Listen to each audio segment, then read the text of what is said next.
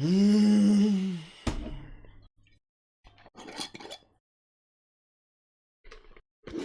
gonna need my straw for this.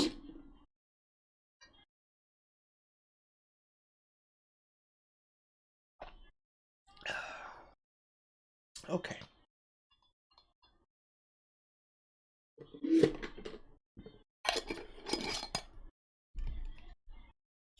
There is such a thing as a chat white woman. It's called a goth. Carl's gonna get alcohol poisoning. No, he's not. Supplies, comfort, or... What the fuck is open? What even is the fucking opening of this video? So anyways, this woman is all thing done cozy. Cozy? I'm going with cozy. All things done cozy. Why Disney princesses are problematic. Published on August the 17th, 2020. And she starts this video off with this bullshit. It's not very reassuring. Thrusts his, this is not going where I wanted it to. I was gonna say his sword, but you know what I mean? He I can't think of the word where he drew his sword and like kills the dragon. The hell was that all about? I don't know. She's looking for a word to describe a prince drawing a sword and slaying a dragon. Smiting? Hey guys, what's up and welcome back to another Coffee Talk episode. For today, we're going to be doing a coffee talk and I want to talk about the Disney princesses. I feel like I just want to have a general discussion about the movies we watched growing up, you know, Snow White, Ariel.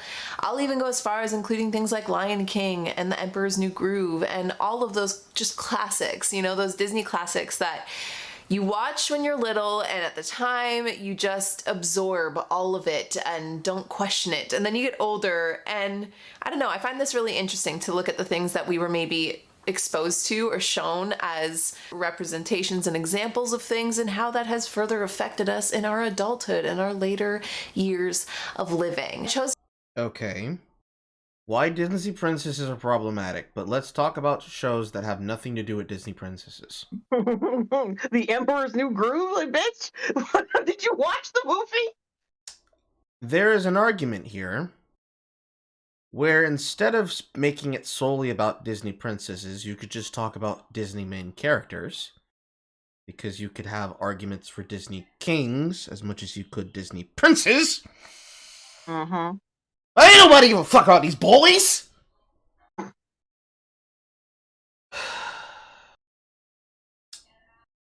Okay, bitch.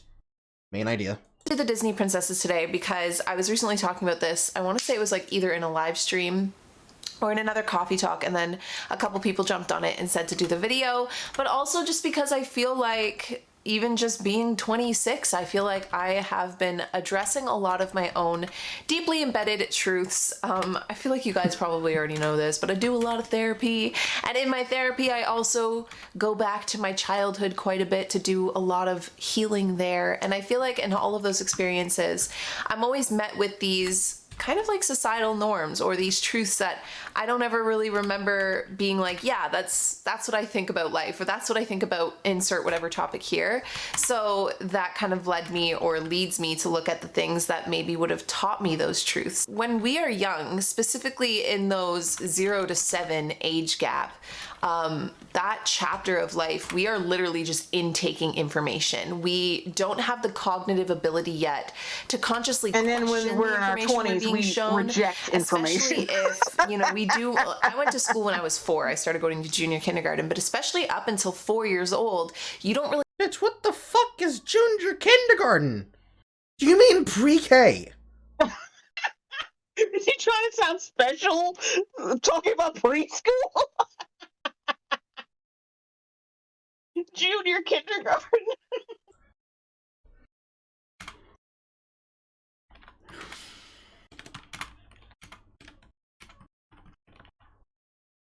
You're still there, right? You're not dead? Yes, no. I'm typing.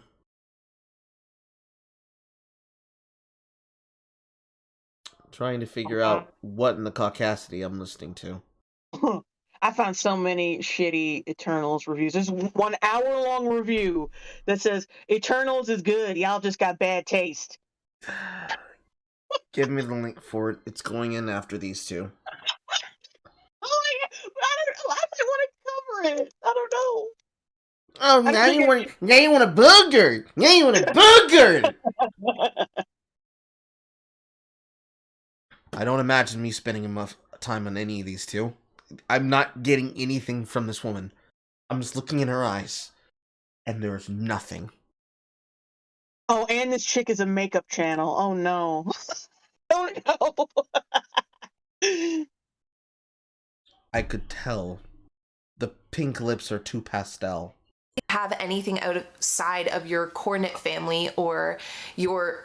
And she also has that small little necklace that most white women have. I don't think this one is particularly special. It doesn't look like a letter or anything. But it's nice and dainty, and it's not quite a pearl necklace. Base to really kind of contrast and compare to or analyze different types of information, right? So it's interesting when you think back to the things that you maybe watched or really loved as a kid and then seeing now how that might have actually affected the way that you perceive the world or the filter that you see the world through. I want to start by saying they're not all bad. Like, I still love Disney movies. Lion King and Pocahontas were my honorary mentions because those were like my two ultimate top favorite Disney movies ever. Okay, but if we're talking about problematic Disney an characters, entirely bad situation either, or like Disney being problematic in general, like you should not like Pocahontas at all.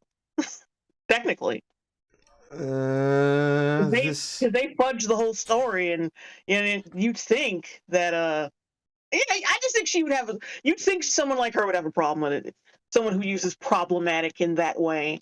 Like all Disney princesses are terrible and that everything they taught us was horrible. I mean, you'd be more surprised that none of these people, when they talk about problematicism, ever bring up Song of the South. That's the twofer. Because, oh my god, racism. No. Wonderful performance from black actor, completely snuffed and removed from history because, guys, we don't want them to know we did a racism. I mean, it's right up there with the John Henry thing I was telling you about the other day. That John Henry animated special that they have. Well animated and shit. But you wouldn't know that it existed unless you remember seeing it. There's a lot of shit like that that's going to happen in fucking Disney's history. And no one's going to call them out about it. Because they are stuck on Marvel. In fact, I'm pretty sure the fucking Phase 4 is going to just blow right past us. Right past us. I've just noticed a lot of common themes and a lot of common patterns in a lot of the little fairy tales and Disney movies that we were... Oh, or the fact that The Lion King isn't about black characters, it's about white people. Oh yeah, that whole thing. I remember when that argument was brought up when the movie came out. Oh, the lions is like privileged white folks, and the hyenas is black people, is people of color. Like, what are you talking about? What the fuck are you talking about? It's just particularly about the idea that people seem to think that, well, Africa, therefore all the lions and shit are black, but it's like, no. South Africans can be white. It's like, people forgot about the color of friendship, but then again, they probably forgot about the color of friendship because they forgot there was a hard R in the middle of that movie.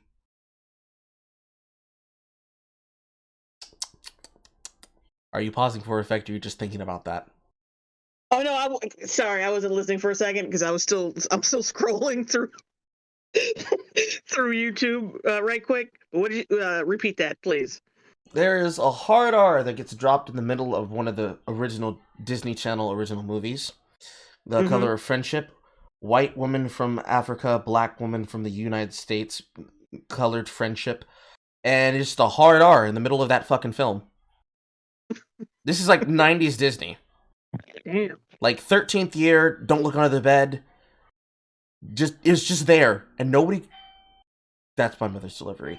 Just nobody commented on it. But now, who knows?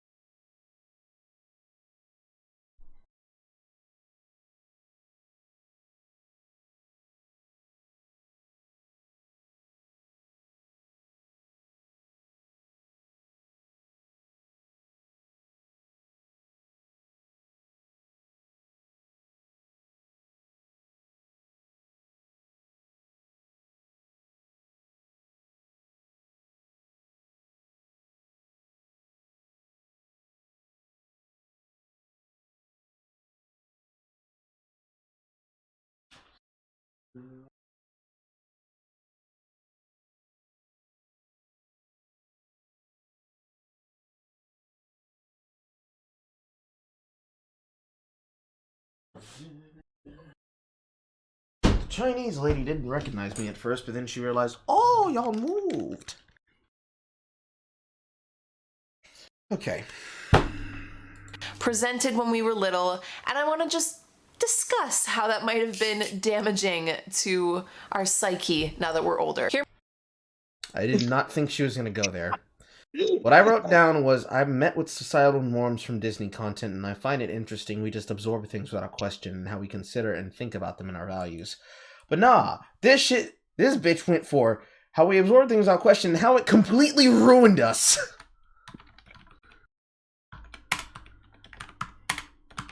Now I really want Morty here.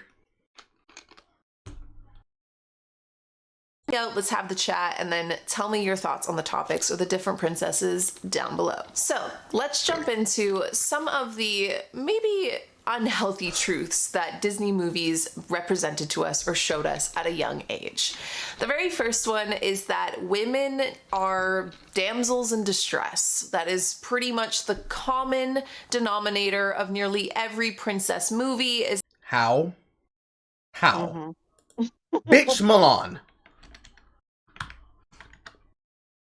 Yeah, Milan. Yeah, like I said, Pocahontas. She was not a damsel in distress. In fact, she saved John Smith's ass a few times. Esmeralda. Esmeralda was not a damsel in distress. Actually, Quasimodo was. And that bitch left him for the fucking night. Yeah, she not only saved Quasimodo, she saved Phoebus, that motherfucker too. She helped him out a couple of times, I believe. I haven't seen it in a while. Ariel doesn't count either because technically she wasn't in distress.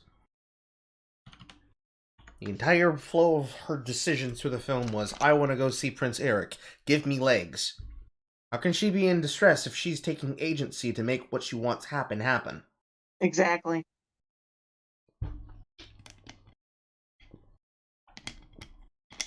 And technically, Cinderella is not a damsel in distress either. No.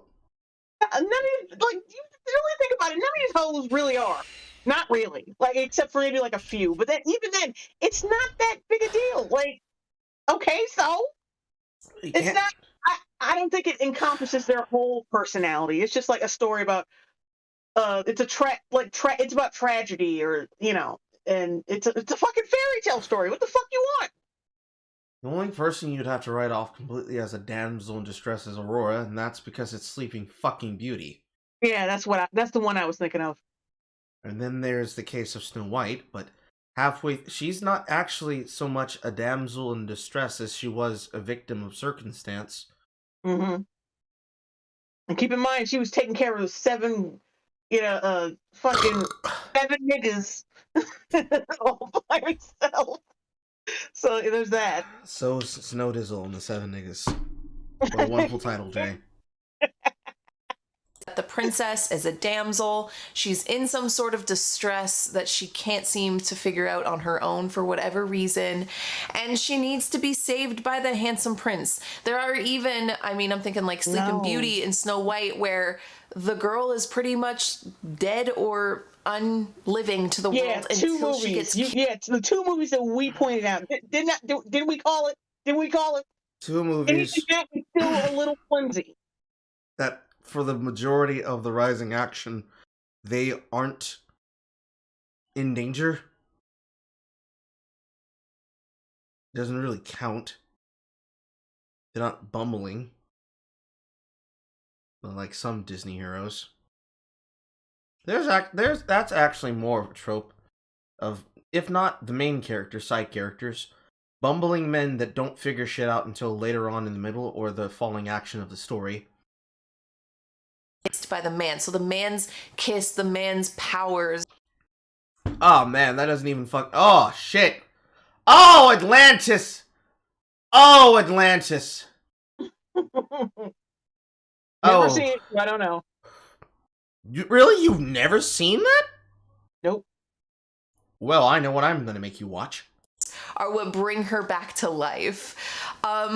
I have a lot of things that I want to unpack here. The common theme of showing princesses needing to be saved and then the prince being some kind of reward for feeling weak and vulnerable or in distress and then saved is so damaging. First of all, a reward for going through what the fuck they went through. Like it's a bonus on top of everything else. I said this about Cinderella. It's like Cinderella's whole issue was getting out of that fucking abusive household. And she used her tools at her disposal, a fairy godmother, some rats, and she just so happened to come across the prince and fall in love with him. That was a bonus. That was not the main goal. That's just like basic fucking like storytelling. Like, oh yeah, okay, we go through some shit. We overcome the shit. We find love. We settle down. Happy life. The end. Blah blah blah. It does. Like, what was that, bitch? Pretty much, that's Prince rescues women as tool of the plot, but Prince Dick as a reward and a treat, which I disagree with wholeheartedly. Because half of these goddamn things don't really work out that well. Especially considering how many Disney stories, despite having a movie, actually flesh out their characters in a television show run. Hercules did this. Aladdin did this. Technically, Atlantis did this. Like, later on. House of Mouse, technically with the backstory of a lot of characters, but I don't know if you want to count those as concurrent examples of character. Depending on how you look at them, the Cinderella and Little Mermaid sequels did this. Lion King sequels did this. There's a lot of stories that just have continuances that demonstrate, well, actually, and just demolish that point. However, with things like Princess and the Princess and the Frog, it's kind of like a ricochet point where the actual damsel is the prince. It just so happens. Was the fucking woman's name Nia? I forget. Doesn't matter. The heroine of Princess and the Frog was more of a roundabout, she's saving him and he's saving her situation. Because they're giving each other the thing that they didn't realize they actually needed. They getting what they wanted, but not get. Thank you, Tiana. Getting what they wanted, but not getting what they needed. This is a case with a lot of male stories. The male goes out to go get what he wants, which, if it's not the princess, it's some reward from the kingdom and from house, and somehow a position inside of the kingdom that would then associate him with the princess. But then going on an adventure where he gets the thing he actually needed, and then he gets the princess as a treat.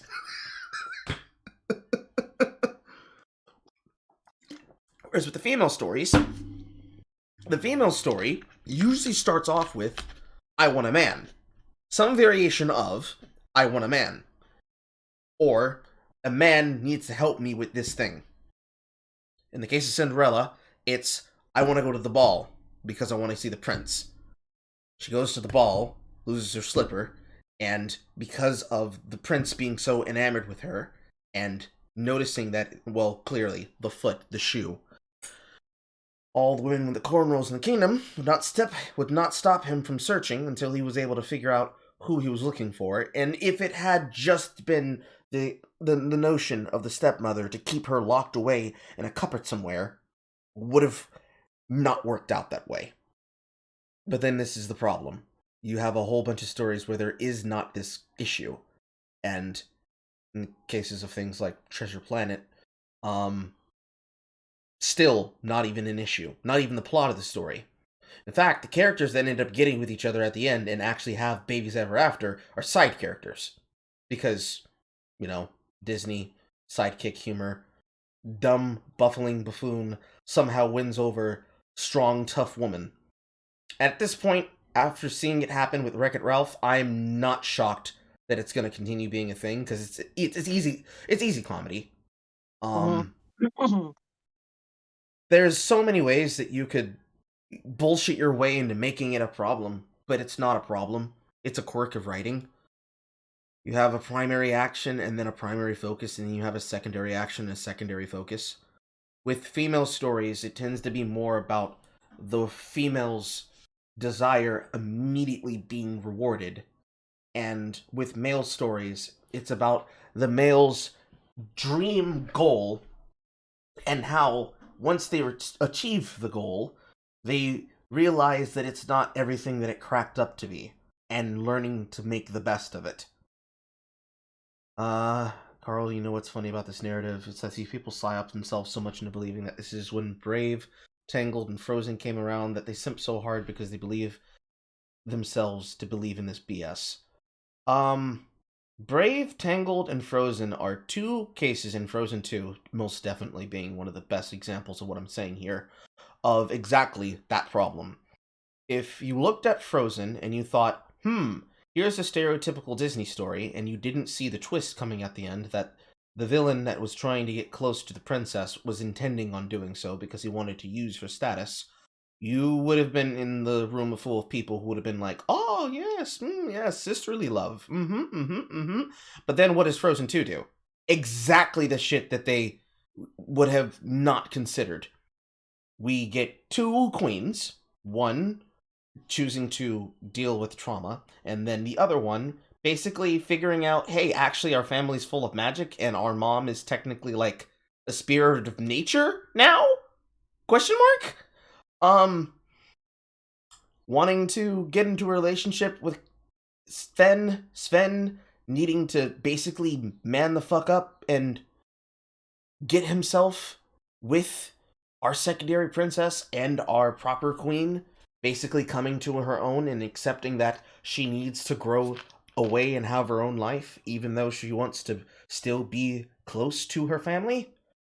Brave, a daughter, saving her brothers and her mother and her father from a curse, and Tangled, well, Tangled. Tangled is way too complex to break down into multiple parts. There's like 3 things happening all at once.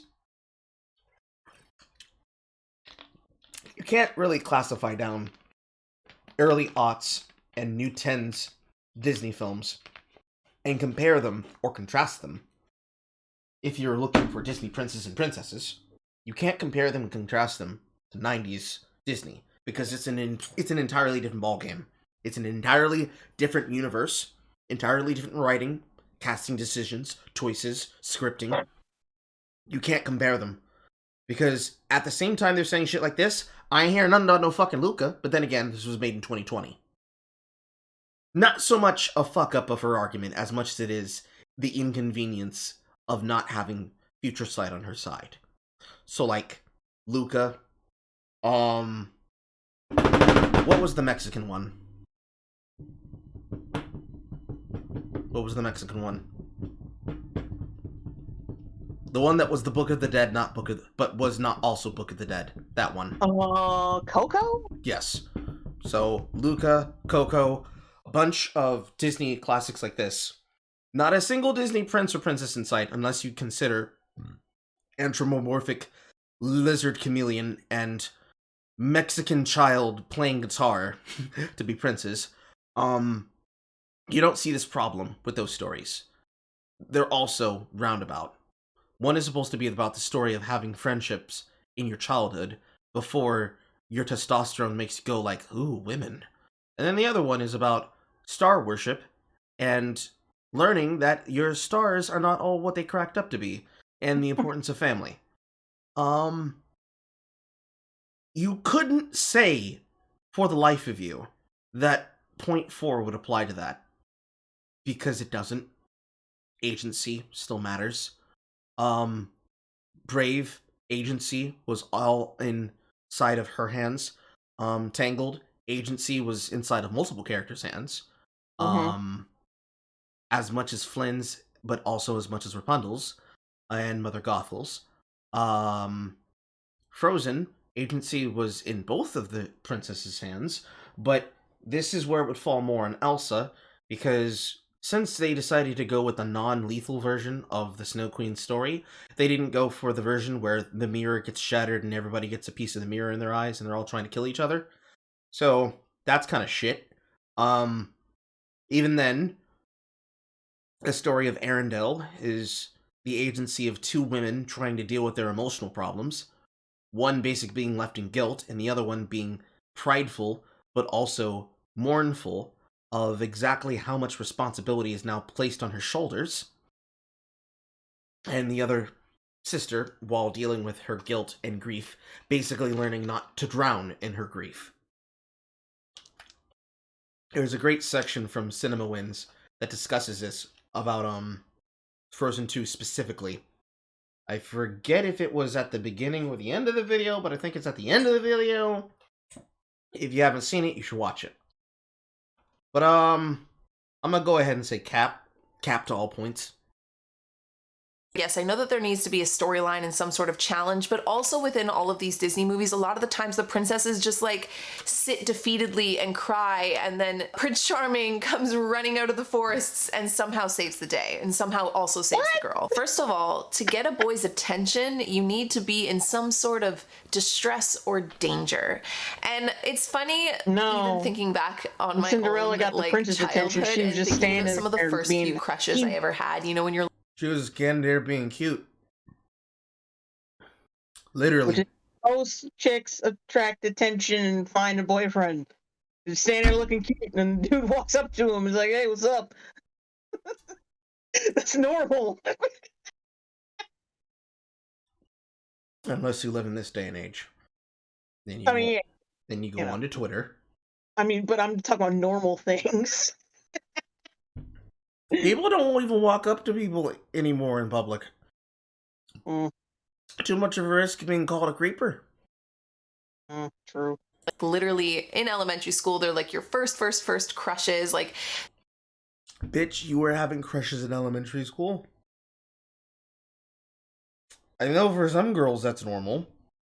Some dudes, cooties. Just cutie. Just cooties. Cooties all day. Like, I don't think children even knew the concept of boyfriend and girlfriend. It's just like, hey, would you like to share my cookies? And they're like, yes, I would love to share your cookies. But then every time you didn't have cookies, the girl would basically slap your arm. These aren't even boys that you think about kissing. These are just boys that you just want to poke and like push on the playground or whatever. And I can think Exactly. back to like being like 7 or 8 and like having some sort of like distress with my friends so that like the boy that I had a crush on would have to like comfort me in some kind of way.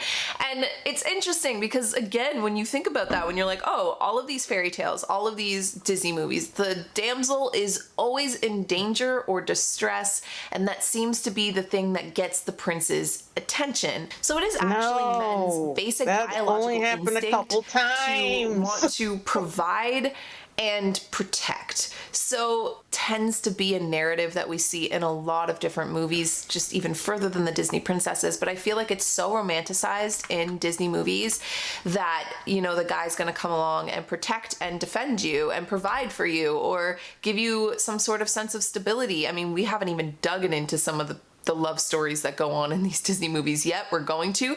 But, you know, it's always that like this girl is just flawless and kind of tasteless in a lot of ways. Like there's not a lot of personality in a lot of the Disney princesses. And then it's just like this guy comes along and protects you and saves you and end of the movie. That's it. So it's really, I know that this is really picking it apart, but how young a kid's brain is when they're digesting that information, when they're seeing these princesses that they look up to, that they idolize, that become their role models, disempowering themselves, feeling weak, feeling defeated, being defeated, and then just kind of waiting for I'm sorry, no. If Disney movies completely colored your worldview, well, then you have to, then parenting has to, like, were you just like shown one Disney film and then locked in a fucking closet until you were 18? Like, what the fuck? Like, that's not how that works. If your worldview is easily painted by a Disney film, and you never question whether or not reality comes into play, you're on the exact same level as people whose entire worldview about relationships is painted by softcore and hardcore porn.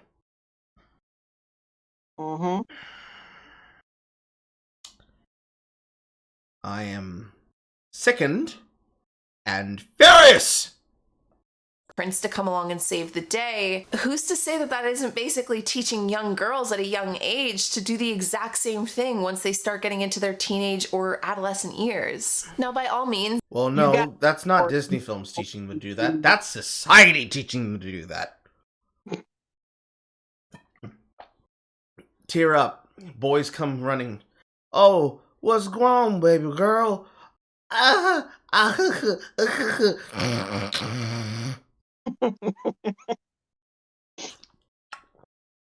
Works on boys, works on men, works on adults, works on general faculty and staff. Works on every single person until everybody realizes this person's a demon.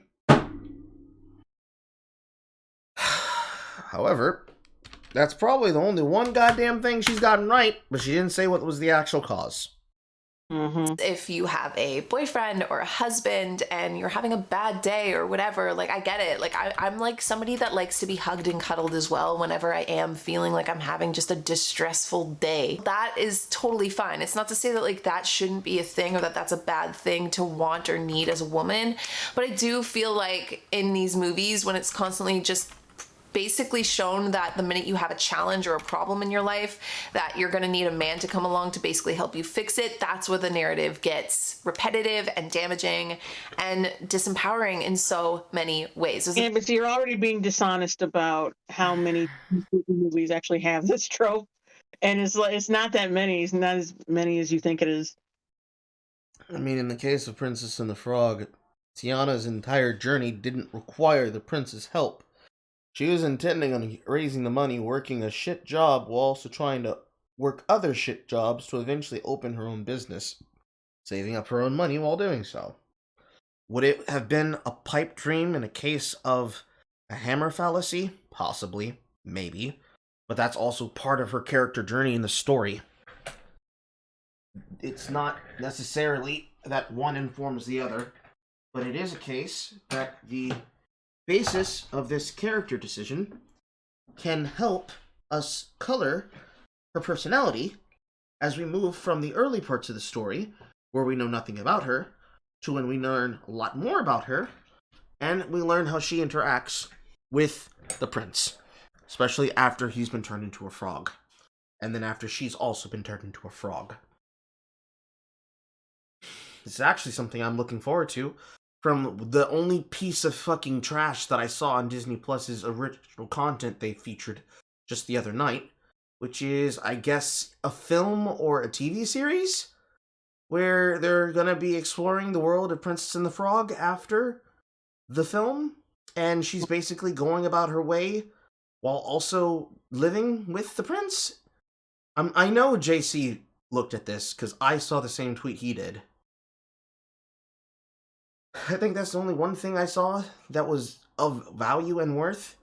Oh, speaking of Disney Plus and fairy tale Cinderella type stories, did you see that? Did you see the Sneakerella trailer? Oh, you mean I wish they would have called him Nigarella? Yeah, that's what I'm just gonna call it from now on, because that's really what they wanted to call it. I could tell that the pitch for that fucking short was racist shit. They probably didn't use racist words that would have made Disney feel bad, but it was racist as shit. Nigarella. I have never been more disgusted in my life. Also, I have to remember to delete this VOD once this is done. I have never seen such vile, and I don't like using this word, coonery. It was painful to look at. Because I'm pretty sure that's the kid from the fucking, It films. Yeah. And it's like hyper sanitized. Mm-hmm. And I'm trying to think, why would you need to write a hip hop urban jungle Cinderella story featuring a guy? But at the same time, I'm like, no, Carl. They're stupid enough to do it on their own. Let them earn this L. But then as I started looking at the rest of their trailer, I'm like, no. Just stop. Just please don't. Just no. It's just so, like, it's so 90s, early 2000s. I don't understand why they thought this was okay now.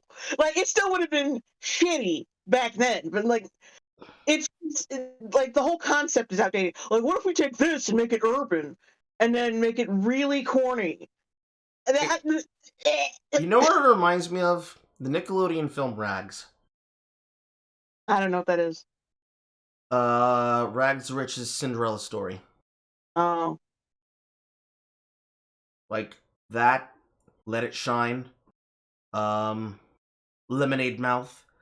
One of those early aughts, feel good, look guys, we're doing something different stories. Featuring a cast of characters and actors you're never going to hear from again until they show up inside a Netflix special. Just depressing shit. Yeah, I mean, when they made like that Cinderella movie with Brandy and Whitney Houston, they didn't have to make it hood. They just cast them in the fucking. It's basically the same shit, but they're just happen to be Negroes in it. We can't expect them to understand the majesty of Rodgers and Hammerstein. Yeah. The difference between allowing yourself to feel held and supported than basically saved. Or you want to feel held and supported? Buy a Wonder Bra. You need someone to come along and do it for you. In a way, I feel like we need to be teaching young girls, or we should have been teaching, or someone should have been teaching ourselves at those young ages that... You mean your parents? Yeah, what the fuck you think they're there for, bitch? If they didn't step in and, like, and teach you like how to be self-reliant after the Disney movie was over. That's kind of on them. It's not really society.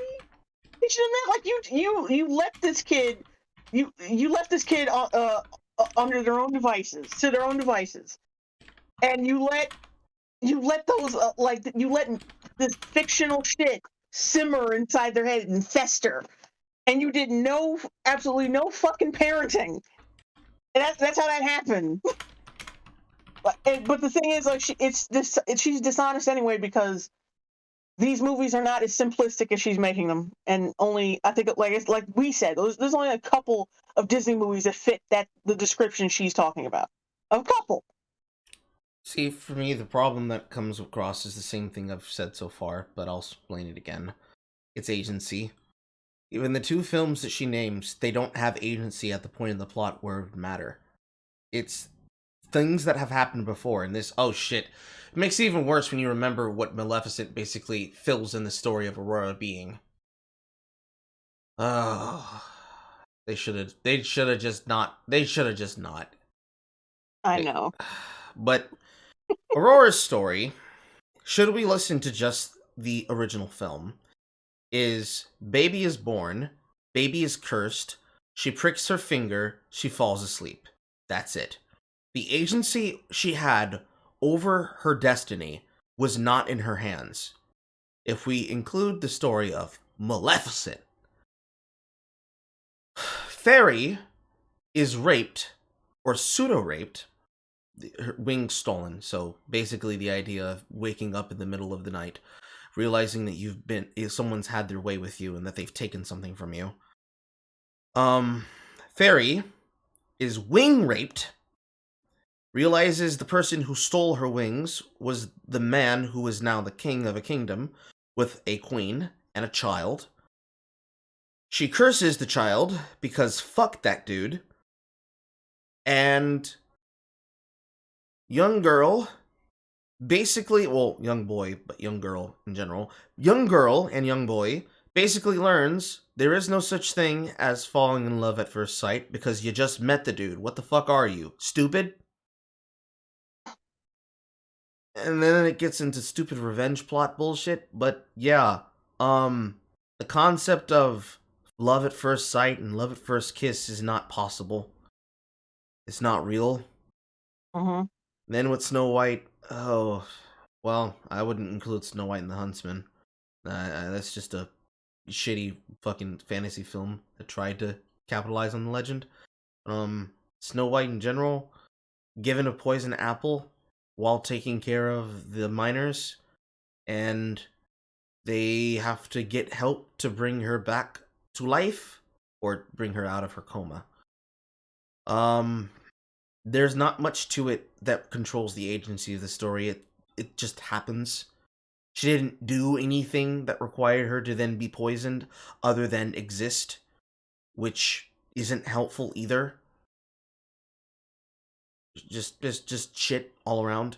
But yeah, no. Agency is the first problem and requirement in almost every single Disney female story, especially in the case of things like Mulan. The decision and action is on the onus of the character, and then people begin to react to the character's choice while they are going through the action they have committed to. Ariel's was going onto the sea, or going from the sea to go onto the land, and risking, in the original story, being turned into sea foam, which she eventually does, but in Disney's version, she almost risks losing her voice and not being able to return or save him. In Mulan's case, it is faking being a man, and thus nearly bringing dishonor to her entire family, and besmirching the family name for legacies and generations to come, and being able to succeed at being the savior of China. And I guess in Mulan too, having difficulty figuring out how she and Shang are going to work together to bring their family ancestry together. In the case of Brave and the rest of them, all of the early 10s films are just female character wants to learn more about herself. Female character learns more about her family. Female character grows closer to her family connections. That's it. Like all the mid-90s ones, agency and of the ones that I'm not thinking of right now, somebody will name some titles in the chat, and it's like, yeah, but the damseling didn't happen until like the midpoint, where one of the male characters comes to the realization of, well, ain't nobody gonna do this shit for me, so I better do this shit my goddamn self.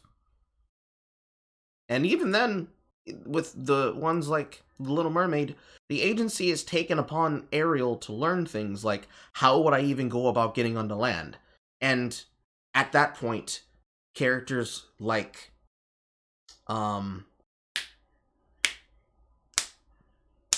Jesus fucking Christ. Characters' names. Ursula would have been a tool of the plot to keep the plot moving forward by introducing a consequence to their action. So, Still, this woman's parents failed her. We can also slay dragons, you know? We can just as easily beat down, I'm trying to think of one of the evil witches, any of the evil witches, or Ursula. What evil witches are you thinking of? Are you thinking of Oz? Or even Cruella de Vil. We have that power, you know? Not without a gun, you don't. That's a rabid murderer that kills dogs and skins dogs. Well, does she really skin dogs? Does she really skin...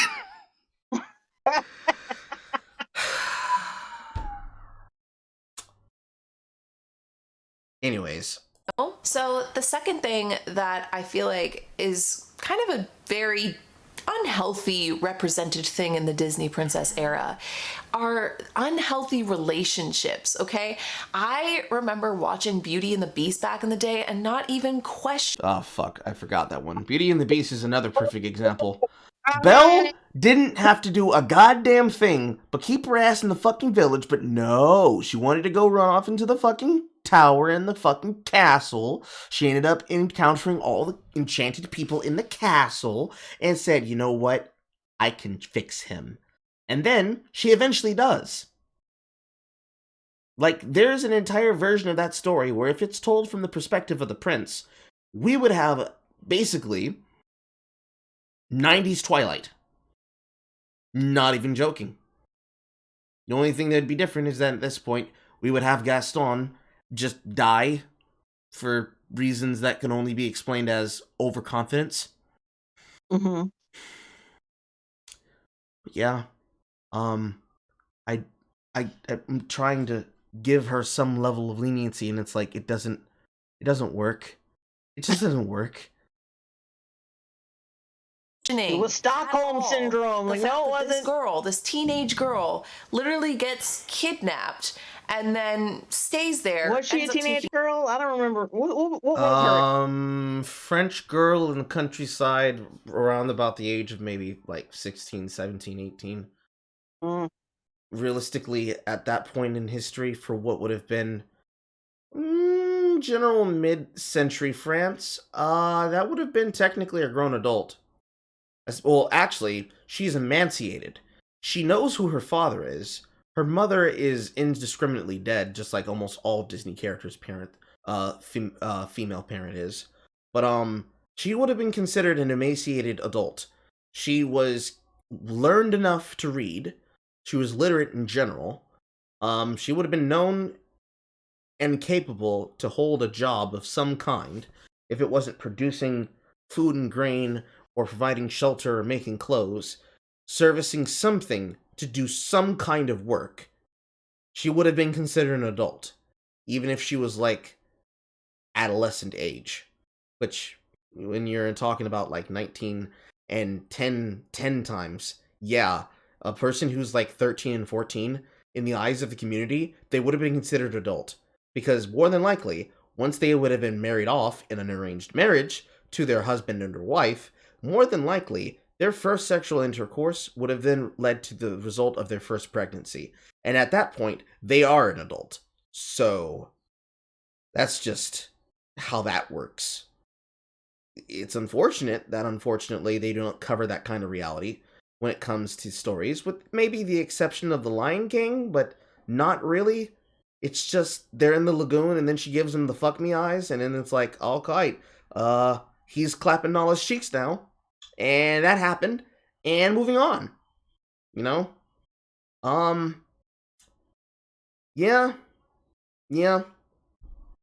Care of the guy, and then falls in love with her kidnapper. Then, even further than that, goes to show that her love, is what it took to change the man. Not her from love a monster specifically, bitch. into a prince. I love Belle. I love Beauty and the Beast, but do you know how many things are wrong with that storyline? Like, can we? It's only wrong because you took out all the fucking move on to context. good old Ariel again. It's wrong. I love the. Go ahead. It's because you took out the context. You simplified it. You took out all the agency that Belle has. Like what she did was like a heroic act. Technically, he did not kidnap her because she volunteered herself. It's not the same thing. It's not the same thing as her being snatched up like her father was. It's not the same fucking thing. Mermaid, such a classic, right? But think about it. She literally leaves her family behind and gives up her voice, okay? Takes her voice and gives it away to somebody she knows is an evil witch, literally. And well, no, she didn't. No, no, I don't like you. Why do you get so many things wrong? In the story, it's explained that Ursula is just a sea witch that does what she does, and she has a bit of a quarrel and a bad rapport with King Triton, because of course she does. It is not explained that Ariel knows that she's an evil witch, because that's the entire reason why the plot to use her voice to eventually attempt to take the prince on her own accord almost worked in this version of the story. Because she takes her voice and uses her voice while using her own bewitched appearance to enchant him. I think enchant's the correct word to use here. Not quite hypnotize, just enchant him. To almost fall into her hands. Which, in the original story, is what happens. She takes her voice, she beguiles him, the prince falls in love with the sea witch. The sea witch then becomes pregnant with his child, and heartbroken, the mermaid, now that she's touched land, goes back to the sea, and once she goes back to the sea and touches water, she turns into sea foam. In this version of the story, they chose to go with almost happens, and then giant Ursula, and then King Triton helps, and then smote. And that's it. The entire basis is that if she knew this in the first place, she would have never taken the deal in the first place. It's just not at all what happens. It has to be a poor reading of the actual situation in order to arrive at that point. But, okay, whatever. Does all of this for a guy that she's known for all of like 5 seconds. Yeah, just give your voice up. You don't need a voice. Nope. Well, the reason she wanted to be willing to take the deal was that she wanted to get to know him. Mm-hmm. So, if you were given the opportunity where you had to trade away something to get the chance to be around a person for 5 to 10 to 20 to 30 minutes, whatever length of time is valuable enough to trade away your possession, would you do it, is the question. Not whether or not you know that the person who's making you the deal is fucked up. It could be a once-in-a-lifetime chance, which is what it was. One shot, one opportunity to suck everything she ever wanted. Just go for the guy, though. Or what about Princess Jasmine, Aladdin, and others? Princess Jasmine is a little bit of an interesting case. This depends on which version of the story you want to go with, whether you want to go with the Arabian Nights version, if you want to go with Disney's version, or you want to go with their updated version, or you want to go with the stage show version. This is also the same problem with The Lion King. There's a lot of stage show versions of songs that tell different stories and different emotions about other characters that don't get fully fleshed out, and have never been fully fleshed out, because the only time that these things got added was to the soulless and lifeless remake. Jasmine had the choice to let Prince Al into her heart. And the problem was that Al was a lie, but Aladdin was not. She cared more about the street rat Aladdin than she did about Prince Al, because Prince Al was a fucking asshole, and Prince Aladdin, or street rat Aladdin, was not. One had charm and didn't have any money that would bolster their attitude or their standing, and the other one came forward with what was expected to be what princes gave to convince the father of the bride to give away their daughter's hand in marriage. And she didn't want to be in an arranged marriage. She wanted to marry for love. Question mark, question mark, question mark. This, of course, being in the fucking Eastern Emirates, but we're not gonna go there. We don't need to go there. Wanted to marry for love, didn't like him. Only after the ruse is revealed that she's like, you know what? Actually, I fuck with this. I fuck with this a lot, and that's it. If you go with the version from the 2019 film remake, the dumbass song that comes out in the middle of the fucking raid, that I Will Not Be Silenced, is basically a stage show version of the song that encapsulates Jasmine's actual proper feelings. She has felt like for the entirety of her life she's not been listened to, and ultimately squelched when it came to problems of politics and matters in the palace. So with this decision, even if it means that she's going to get captured, she's going to speak her terms, and she's going to be present, and she won't be silenced. Which ironically then leads to her being silenced.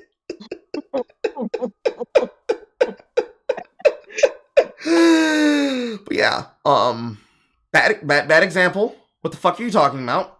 They're a huge favorite of mine. I love all of the songs in Aladdin. I could catch myself singing Aladdin songs like randomly out of nowhere. But how about the fact that when Jasmine was basically meant to be queen, was basically told she wouldn't be capable of being queen unless she was married off to a man. Like, she's only able to step into her role or her status or her duty in life when she has a man by her side. She can't take on that queen role by herself. So well, that has to do less with, well, a woman's not capable, although, again, let's not get into that. Let's not talk about that. We've already dropped like 3 hard R's. Let's not talk about how Muslims look at women, and more importantly, look at men and women collectively. When you're a head of state, and your job is to serve a royal occupancy of the crown, you don't have the issues that normal people have, right? So, let's say you are a queen. You, chat, you, person in place. You just discovered that for the first time in forever, you actually have lineage, you have money, you can leave America or wherever it is that you live, and you can just go fuck off to where it is you want to be, and oopsie-doo, you will found yourself here in insert the name of your kingdom. Let's go with the version from the fucking stupid Netflix movies starring Rose McIver. Is it Moldova? Moldova. You find yourself ruler of Moldova. You, woman. For the first time, you are a sole reigning queen. You don't have a husband. You now have to manage the head of state. You need to manage security. You need to manage diplomacy. You need to manage maritime affairs and the GDP of your country's production. You need to manage your resources and stockades as a deterrent for war, and when war comes along, managing and planning out the logistics of war. All of the things that we have here in America, amongst the executive branch, the military branch inside the Pentagon, Congress, and also SCOTUS, all of these things are balances of power that require having people who can be trusted to do this. In the case of Aladdin, you're talking about the Emirate states in a state of war where the Ottoman Empire would have still existed. So, early 90-10 times, 910, somewhere around that. Relevant enough that there would have been some old rulers, and maybe Jerusalem was still standing. You're talking about a time period where women basically were only useful as dowry and as trades to secure stronger relationships in kingdoms. So, if she would have become queen, first problem is no man would have recognized or legitimized her rule because there is no king, because it's a patriarchal society. That's number one. Number two, the only matriarchal society that would have accepted her was India. And unless she was willing to basically give up a couple of things, like her rights and her will to live, to whatever woman already held power, she wouldn't have had the ability to have power in the first place, because she still would have had to seduce a man in order to even come close to royalty, because they don't marry non-royals with royals unless that person proves themselves to said royal. And then all the problems that comes with logistics and a method of how they would go about even beginning to give a shit about commoners, because they would have only cared about the royalty. They wouldn't have cared about commoners. All of those things are serious issues when it comes to Jasmine and her legitimacy as a ruler. She could study all the years of her life just proving that she's a military genius, but none of that means a goddamn thing when it comes to bringing her to a battlefield and telling her to come up with a strategy to conquer the enemy within 15 minutes or less before they start launching a campaign. That's what matters most there. And that's not the reason nor the story of Aladdin. So you're asking for shit they can't give you. Could it be good if they gave you that? Who knows? Make it a side story. Who knows? Make another Kingdom Hearts where you revisit Agrabah. We'll find out then. As young as 16, her dad is marrying her off. Like, these are... And yes, that's what they do there. As is tradition. That's very wordy. Comments, questions, concerns? Jay? Wait, what? Comments, questions, concerns? That was very wordy. No. Alright. Continue. Again, the same male-dominantly represented storylines of unhealthy relationships where these women have no say. These women have no... Woman, the word is culture.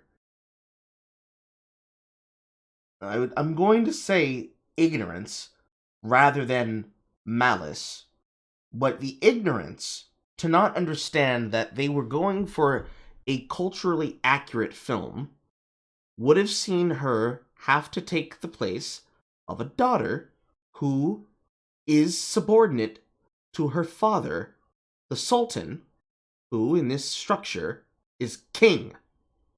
It's not a democracy. It's a fucking despotism. Real sense of personality or fall in love in a way that is actually healthy and that represents the fact that women are just as much human as men, and that just as your much love is not human meant to as turn men. monsters into men, and your love is not meant to be sold away so that you can step into the role of being a queen, or your love is not meant to take your voice. In each and every one of the Disney relationships, or the romantic relationships shown in Disney movies, the prince coming into her life is what allows her life to fall into place. It's what gives her her sense of royalty. No! It's what gets her voice back, or her life back, or her sense of consciousness back. It's what makes her go from rags to riches. It's what, it's just like over and over again reinstilling this idea that, again, men or the prince or the guy is basically going to better your life in some way, even if he's not a good person, even if he kidnaps you and holds you hostage. She's gonna harp on that for the rest of the video, I can tell. She was not, technically, she was not even kidnapped. She offered herself up. Now, her father was kidnapped. He was kidnapped. What she did was like her heroic acts. Like, all right, let me be in my father's place. I'm not okay with you kidnapping my fucking father. No, not him. Take me. Take me. Women are not meant to be tools to fix men. Men are also not meant to be tools to fix women. And we have equal treatment here. Equal treatment in storytelling. Fairy tales. This guy is going to bring magic into your life or allows you to experience things that cannot be real. Like you're chosen as this special one to suddenly be able to receive magic and true love's first kiss and just and orgasms. All of this. And it's not even just the romantic relationships that are kind of questionable in these Disney princess movies, but also, have you ever noticed that, like, aside from Frozen, which is a super, like, way more recent than the Disney movies that I remember watching growing up, the fact that none of these princesses seem to have girlfriends, like, none of them seem to have friends that are girls or close confidants that aren't animals, and even their relationships with themselves, like, they're all kind of isolated in some sort of way. Yeah. That's the fucking point of the story! Yeah, Cinderella was meant to be isolated because she was being abused. Idiots.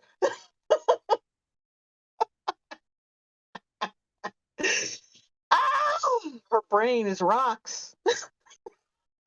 Nothing but rocks. And there's no sense of like woman support. None of them also really seem to have a relationship with their mothers. Like, oh my god, they're applying the dumbass current world fucking sisterhood bullshit into these movies. Some of these movies were made in the fucking 50s and 30s and shit. Like, what are you doing? Like, what are you doing? Like, the thing that she's proposing is not a thing that actually happened, especially not in something like the Court of Versailles.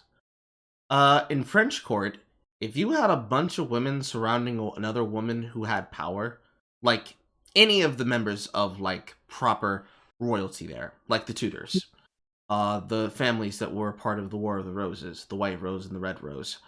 If there were women surrounding you who were your besties and you were fucking around with the prince, there's a good chance that one of those girls are gonna find their way into his bedchamber and then she's gonna find herself with child. That's just how that works. No new friends. No new friends. No fruit nuisance. all questionable relationships and storylines that, again, seem to be repetitive patterns in Disney princess movies. A lot of them, again, don't show what it's actually like to grow up as a woman. Like, you never notice any of the Disney princesses. Why would they need to show what it looks like to grow up as a woman when the entire point of the story would not be focused on the journey from childhood to adolescence? They usually start off where they want to have the story. If the story had to involve that journey, then it will involve that journey. If they did not make the film that you wanted to see, I would suggest telling them, I would love to see a story about this topic.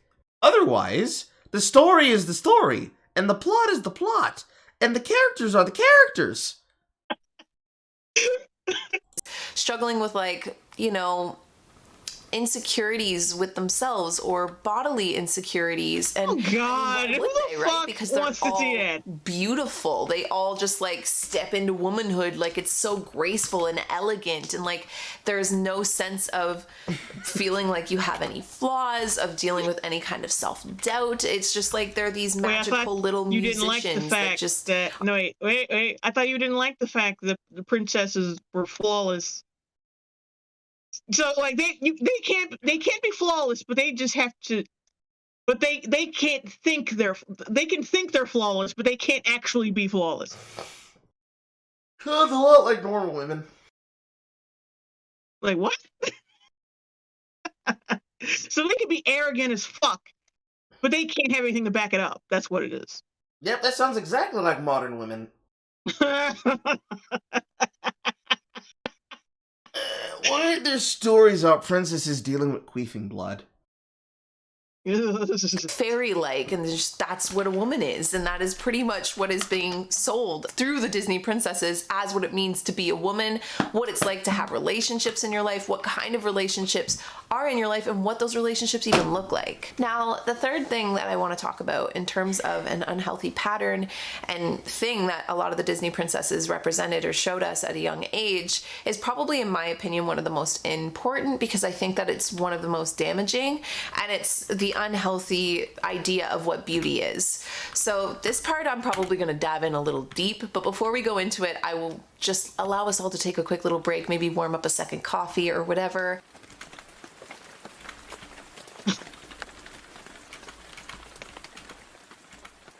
Go get So I an wanted to take a Asiago quick break from bowl. today's chat No. to let you guys in on one of the Coffee Talk sponsors that brought you guys today's Go get a episode, and that smoothie bowl. is Skillshare. If you guys haven't heard of Go make a Skillshare mood board on before, Tumblr. they are Just take a basically an break. online learning community with thousands of inspiring and motivating classes where you can learn tons of different skill sets, from things that are creative, or if you're just generally curious and want to dive deeper into some of the things that pique your interest.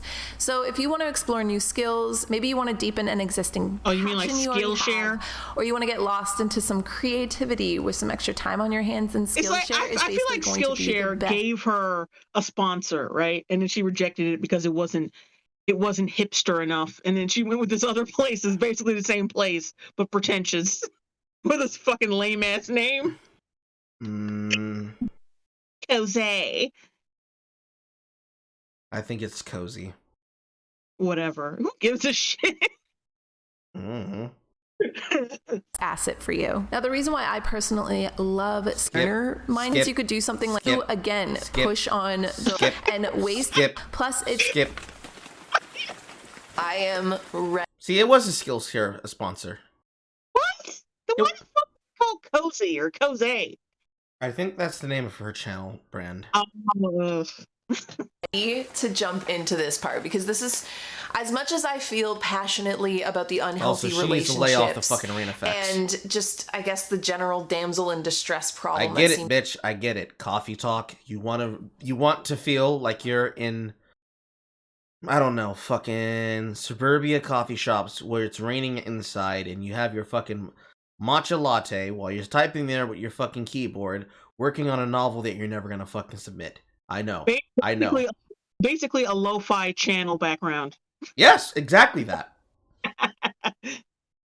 For the rest of y'all fucking glommed onto our aesthetic. To be going on in most of the Disney princess movies. I think the biggest thing that gets me riled up about Disney princesses is how unhealthy and how limited their physical appearances are, and how much that I would say this part probably dug deepest within my own subconscious growing up watching these movies. There's two places she can go here.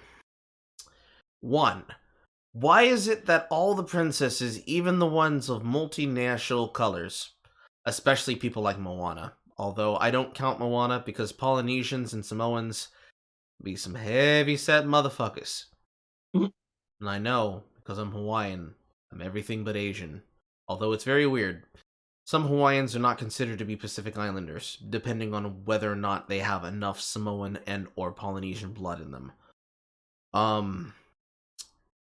One, why are the characters always so skinny? Why do they have such horrible body types? Why do they not show real women's bodies? Or, two, when are we finally gonna get a fat Disney princess? It's not musically exclusive. She could go to both of them at the same time. It's just a question of which one she's gonna go for first. Place your bets. No bets. I thought you were. So I just think you're speaking rhetorically. But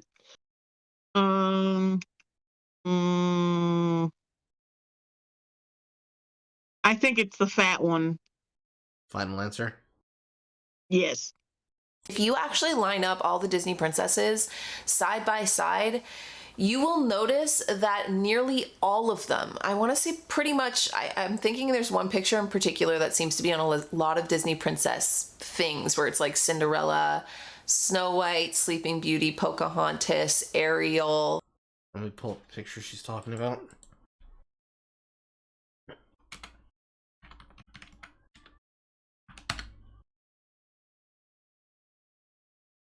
I think she's talking about, well, this is a new one where they added Moana and Merida, but pretty much this is what she's talking about. Like this one, and possibly this one, proper fucking HD. This one adds Tiana. I think this one was Sursa fucking 2021. This one has them in watercolors.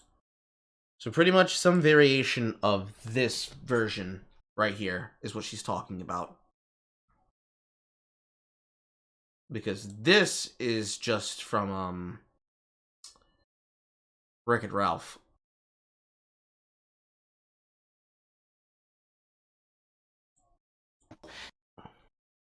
Jasmine, like you get all the princesses lined up in a row, and all of their bodies are the exact same. Like they're the exact same. Ding, ding, ding, ding, ding, ding, ding. Nobody wins. We all suffer.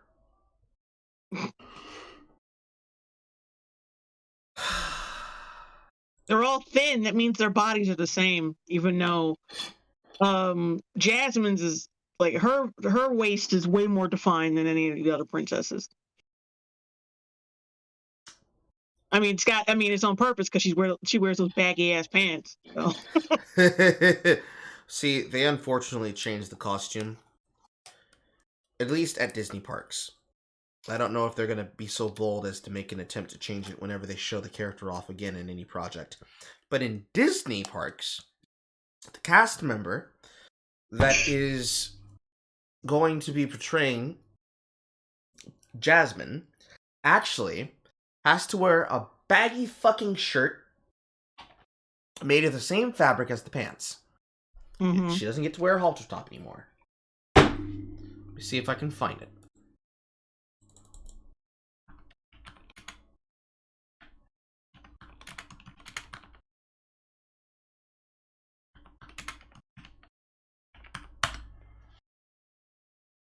So, this is what they make them have to wear for the conservative costume now. She gets a full body, silk arm, but corset designed chest bustier with overshawl and dress pants. Proper Bollywood, whatever design you would like to call it, dress pants. As compared with the old cast member design, where she got to wear the traditional Arabian garb, along with the over-the-shoulder sleeves. This is what normal members were supposed to wear, because this was like the proper adornment and everything. Proper jewel stone, bralette, bustier, everything. This was normal. Right up until around about 2018, I want to say. 2018, 2019. Last time I worked at the park, when I was there, I was there from like 2 years on to after I graduated high school. So 2013, 2014, 2015. They started making the transition for this to happen inside of Magic Kingdom, but more commonly you would have seen this at Epcot. Because this is where you would usually see them walking around. You have the concourse of the entire circumference of the park. And around about towards the area that belonged to the Voices of Liberty, which is Liberty Town, USA, which is where the Candlelight Processional, which is what I worked on, would be held, there was a couple of places over on the other side of the river, which is across from the Golden Gate Chinese area, where you could occasionally catch the cast members for Aladdin and Jasmine walking through from one of the areas where there's a lot of hidden Mickeys. Now, the problem with this is that we're talking about the proper Florida location. So, hot, musty, dank, smelling of elderberries, and dirt. The shit gets hot fast. Like, really, really fast. Like, you ever had a pair of proper pajama bottoms that you wear? You know, the really loose ones, like the ones I'm wearing right now. They're not quite sheer, but they're also not exactly the best thing ever, because if you're wearing maybe a fucked up layer of underwear underneath, even if you're wearing boxer briefs, shit gets really musty on the inside of your thigh. Imagine that, but it's your entire chest. Does this sound comfortable to you? Jay? Wait, what? What I just described. I was just tweeting out a picture of you on stream. I've been laughing for the past 5 minutes. I'm sorry. Focus, woman!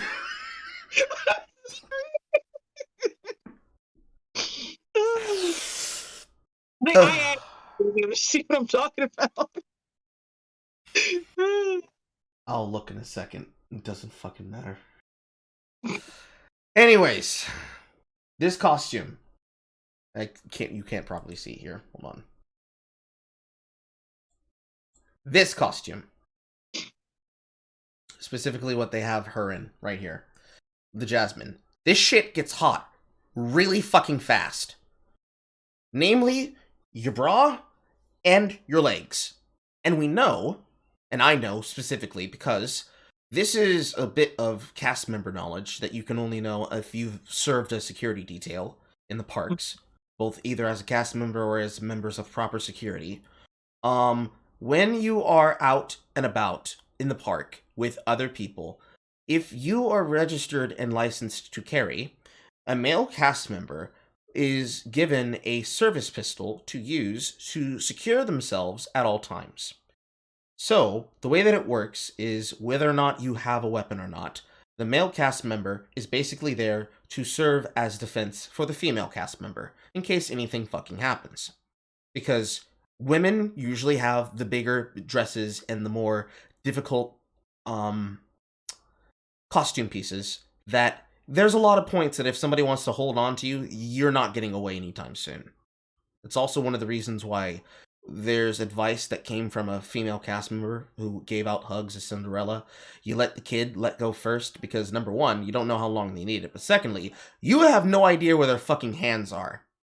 So you let them let go first. But with the female cast members, there's just a lot of pieces of your garment that you just don't want to tear, rip, or need to be repaired, because that shit comes out of your fucking wallet. And also, when you are wearing outfits like what Aladdin's wearing, there's not many places where you can hide a weapon, but you can if you're very ingenious about it. The outfit that they give him now is a little bit more loose in the pants than what this is.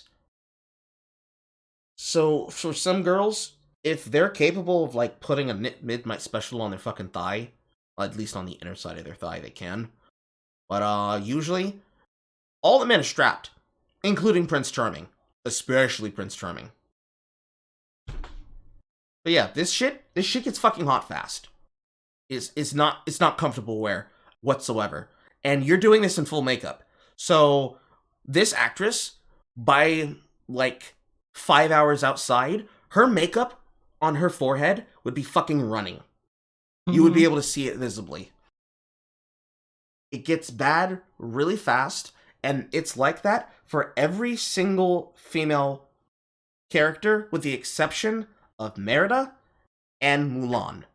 And it just so happens to be because the silk traditional garb is easier to breathe. And also you get to be inside more often. You get to be inside of the fucking store. Like, right out front. There's, like, an area, and then there's the actual, like, physical building, and then there's the doors that go inside to the gift shop. You get to be right there in the gift shop, under these big howling fans. Just... air conditioning. It's unfucking fair. Height, the exact same proportions, the exact same symmetry. They all have thick, beautiful hair. They all have giant, like, deer Bambi-like eyes and cute little button noses and totally unproportionate, like, legs. She wants them to have Jew noses. Chest size to shoulder size to... Give her a Jew nose. That's regal, bitch. See, well, you know, in the kingdom it is. That's how their women look. See, you're joking, but do you know how many cast members were female and have been of Jewish descent? A lot. And they're almost always playing characters in the Magic Kingdom. Okay? There's a lot of Jews in South Florida. Size to even like their curves, you know, they have a little bit of curves, but basically the only places where it counts. And they all are just, You're gonna have curves on their underarm. Unrealistic view of beauty. So when you think about how young a lot of girls are when they're introduced to the Disney princesses, or how young you were when you were introduced to the Disney princesses, that is those primal years of basically absorbing information and looking to your role models, looking to the examples that are being set for you while your body is growing, while your body is changing, but while you're still very small and not capable to really challenge a lot of these thoughts or challenge a lot of these representations of things like beauty, things like you have parents, bitch. Things like what it's like to be desirable, what it's like to be in love. She's basically saying that young girls are being fat shamed by the Disney princesses existing.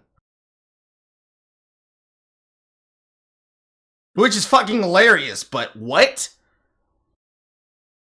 And so for a lot of young girls, well, they start to hit puberty, and you know, it's like such a deep subconscious thing, because again, I know that this is just one piece of such a giant puzzle, such a deeply woven tapestry of the things that start to feed into why we end up having these problems when we're older. I'm gonna be right back. I'm not gonna leave the session, but I'm gonna be muted for a while because my sister has to use the phone. What it is to be a beautiful woman, but because it is so... Yes, I heard. You heard? Well, you didn't respond, so I didn't think you heard. But yeah, I'll be right back. I'm still, like I said, I'm still gonna be here, but muted. Okay. I'll take this moment to go see what she posted on Twitter.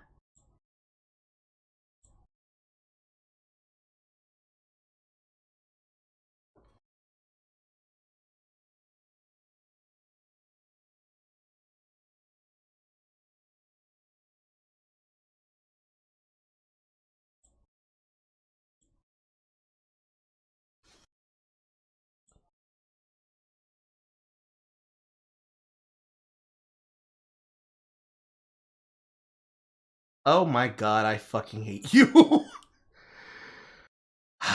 That's how it comes. It is how it's packaged.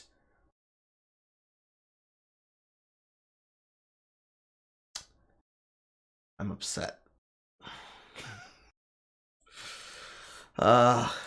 Everywhere, I guess. It projects over and over and over again the exact same ideal image of what it is to be beautiful. And then as girls grow older, hi, Piper, their bodies start to change and they start to reach the ages of a lot of these princesses, you know, which is like 16, 17, 18, 19. You start to compare your body to things that you don't even realize have been deeply ingrained inside your mind. You know, you start... Okay, she is... Why doesn't my waist come... She is literally fat shaming herself because of the Disney princesses. Okay. Crazy. That's what we call that, chat. We call that crazy. That right there. Right there. Right there. Right there.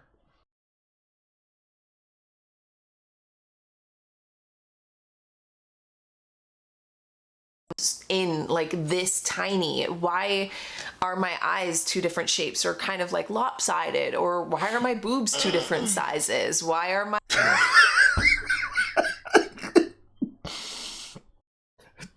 The Disney princesses made me ask why my boobs so big.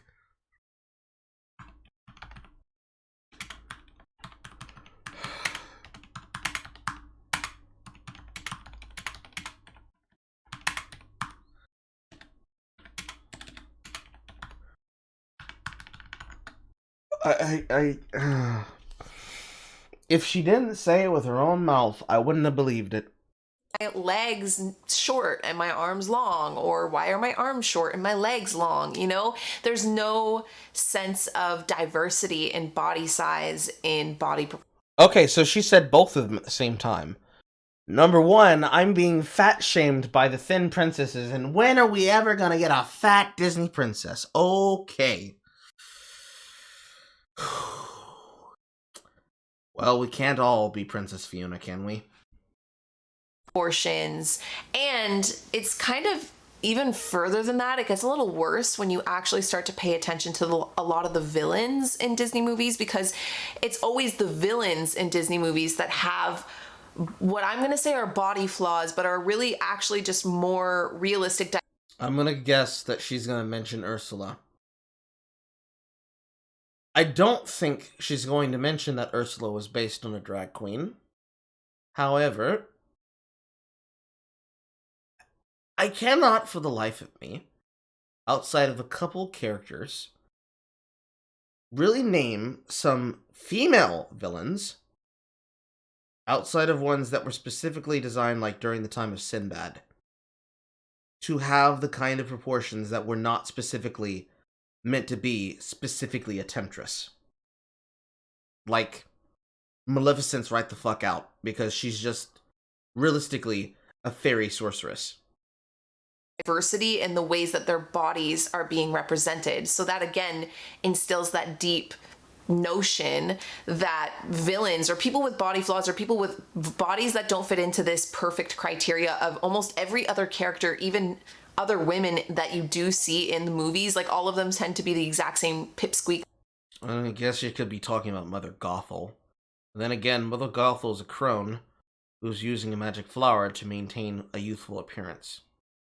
Size. It's like, okay, so then if somebody's body doesn't look like this, then they are automatically a bad person, a villainous person, antagonist in the entire storyline or in life. Just the overall general stereotyping of what it even is to be a woman, or what women's duties and jobs and lifestyles are like. For instance, like when you think about Snow White, she was literally taking care of 7 men, and like Cinderella, all of these princesses, they were doing chores, they were... Well, Snow White is there in the wilderness helping these miners who require, or I guess wouldn't really require, just there. She's just there. It's not even necessary that she's being forced to do work and that it's a story that's telling you this is a woman's place. It's like, the bitch is just there. She's doing laundry. In the case of Cinderella, she is the daughter of a man who was a widower who then died, depending on the version of the story you're dealing with.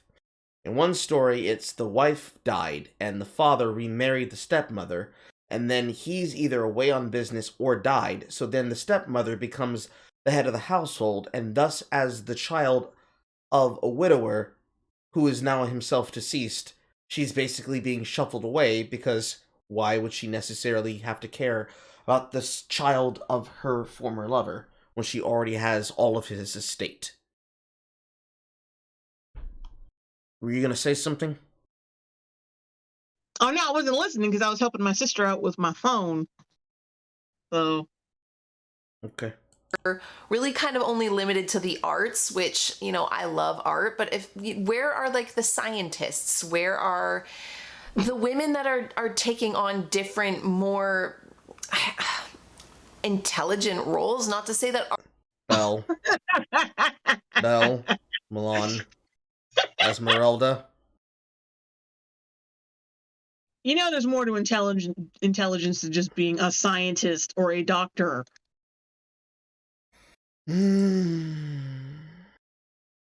Shit, technically every single Disney princess shows intelligence in some form and design that is non-conventional. It's just, the word she's looking for here isn't intelligence, it's wit. Chutzpah. Maxi. isn't intelligent, but you know what I mean? Like, Charisma.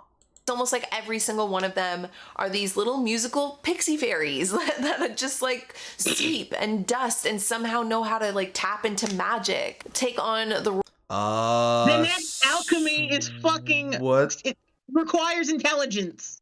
The fuck you talking about? Also, a bunch of them did not actually know magic. Actually, very few of them, if any of them, knew magic. And I don't count Tiana, because biomagic is not the same as the traditional kind of bullshit out of nowhere fairy godmother magic she's describing. In the case of Aladdin, the magic of the story comes from the lamp and whatever form of sorcery and alchemy Jafar is using along with his staff. Mm-hmm. Roles of cooking and cleaning and domestic duties are being controlled or don't have any sense of life choice, have no sense of ambition, have no sense of goals. It's really just kind of like no ambition and no the goals. very, very early Bitch, Disney there wouldn't be a princesses. And listen, movie I if they love didn't them, but have it's that. almost like What are their you talking about? personalities are non-existent. They're just these like little weak girls that are just meant to sit there and look pretty and be married off to some sort of prince. Now, like I said, when you have the cognitive ability Not to like understand other these things, you can girls, watch because these I'm into movies without science, picking no. up these subtle I don't cues really or think picking up she's these into that subtle either. traits or patterns, Just and a then shot in the dark. basically assuming that that is what everybody's like, or assuming that that is the norm. So yes, that doesn't mean that you can't be a woman and enjoy domestic duties or those things. Like, it's not to say that anyone You that just fucking would want to implied be that those bitches are someone that likes to unmotivated cook or and someone that dumb. What are likes you to clean talking or someone that wants to take care of people, that's necessarily a bad thing. It's just that when young girls see that, they start to mimic their role models. Like, again, I can think all the way back to my childhood. Like, it's I not was bad, that but we kid. just can't have young girls mimicking that. Where are their parents? But I love it though. Like, she's little. No, it's not bad. We just can't have young girls mimicking it. How would they know not to mimic it unless their parents told them what they should probably do as adults, and that it's fiction, it's not real, you shouldn't copy it? I'm beginning to believe that your theory is correct. Her parents just locked her in her bedroom with fucking VHS capes. Yes. That had like baby dolls and basically would just practice being a mom or being a princess. Okay, so there is not a single goddamn person in this goddamn world that does not know of a woman that has not in her childhood, especially with her parent or her father, been described as or called my little princess, and or did not play fucking teacups, didn't play dress up and make-believe, didn't play house, Mm-hmm. and certainly didn't dress up once or twice if they weren't forced to be dressed up by their mother, because mama knows best, as a princess, and one to two things clicking in the brain, and all of a sudden the room goes from pink to black because they've decided, you know what, that's baby shit. There ain't a single one that hasn't gone through some kind of a phase similar to this. It's just not true. It's not possible. Yeah, ain't no, like, let's be real. Ain't no little fucking girls playing Ruth Bader Ginsburg in their fucking house. I'm Ruth Bader Ginsburg, mommy. Piper says when she played house, she was always the dog. And I believe you. It's just this isn't even like fatherless behavior. This is older brotherless behavior. This is what this is. Like all of the time, and thinking that basically what that was sitting in a tower of a castle with like lava on the floor, and there's a dragon that's... She is literally describing the fucking meme and the reason why Shrek subverted this trope. keeping me captive. Or that I would be like the cooking and the cleaning, and I had this like fake like cashier register that I'd go and get groceries for my like little baby dolls, and I'd have the little strollers and I'd bring them home, and I was pretty much like a stay-at-home mom. And again, I'm not like saying that that's a bad thing. I think that that's kind of if you adorable have to keep and cute. fucking saying that, you're saying it's a bad thing. Stop it. Having a lot of fun doing those things, you but definitely think it's a bad thing. You've been indoctrinated by the white women. Indoctrinated by the white women to lust for the white penis. Same time, it can be damaging if it comes from, oh my gosh, it just started pouring rain outside. She's a chipmunk. That can also be damaging if at young ages girls start to believe that that's all that they are meant to do or all that they can do, you know, when they start to buy into the stereotype that that is what women do, that they are domestic stay-at-home mothers, don't really have any sense of individuality, of self-accomplishment. They're stay-at-home mothers, like, because they don't have any sense of individuality. Well, that's insulting.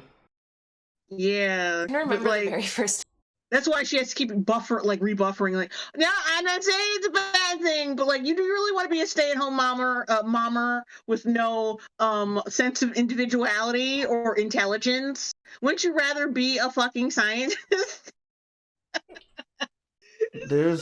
I would argue that being a stay-at-home mother requires more intelligence than being a scientist.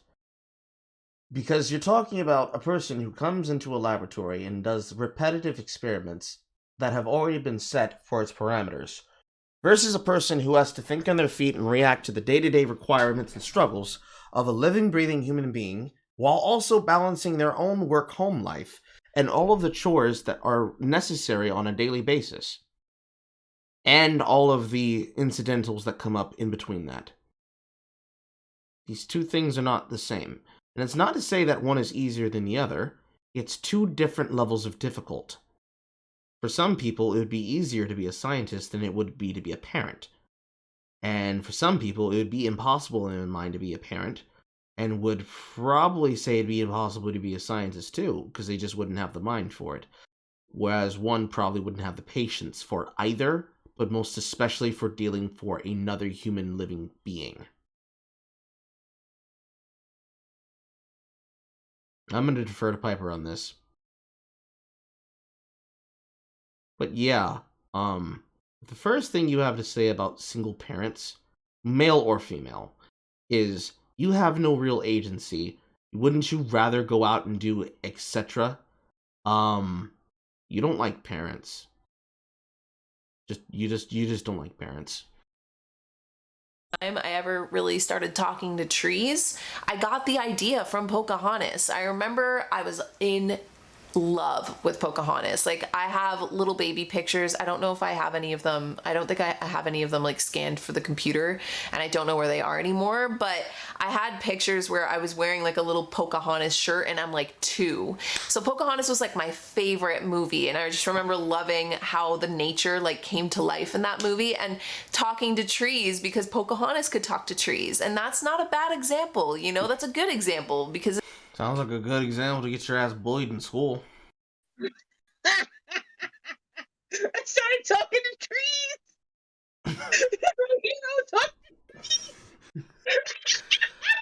See, it's either that or the principal's gonna call your parents over for the PTA assignment and ask them what the fuck did they put in your cookies. it forced me to start talking to trees and dipping into my feminine energy. It forced me to talk to trees and dip into my feminine energy. What is wrong with it? Oh. I'm not saying this is well, what am I saying? I'm not saying they're the only ones who probably had this much self-delusion, but damn.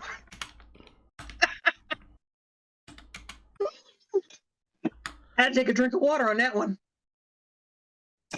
I'm dry. What the fuck? I'm just not gonna say anything, and we're gonna try to roll through this because we're almost done. But that just goes to show you how easily and how quickly we pick up on these things when we're children, and we start to mimic these behaviors. So when the only behaviors are the only limited examples of what it's like to be a woman and what a woman's duties are and how she shows Talking up in to the trees, world that's is one of their basically cooking, duties. cleaning, looking absolutely drop dead, flawlessly stunning with no sense of quirkiness, no sense of normalness, you know? I would say women have become too quirky. Mm-hmm. I mean, come on, ladies. What would you rather do? Be a fulfilled housewife and mother, or talk to trees, bitch? Would you rather be a fabulous tree talker or a fucking wife and mother? Carl, help me. I can't give you my moonshine. I need it for myself.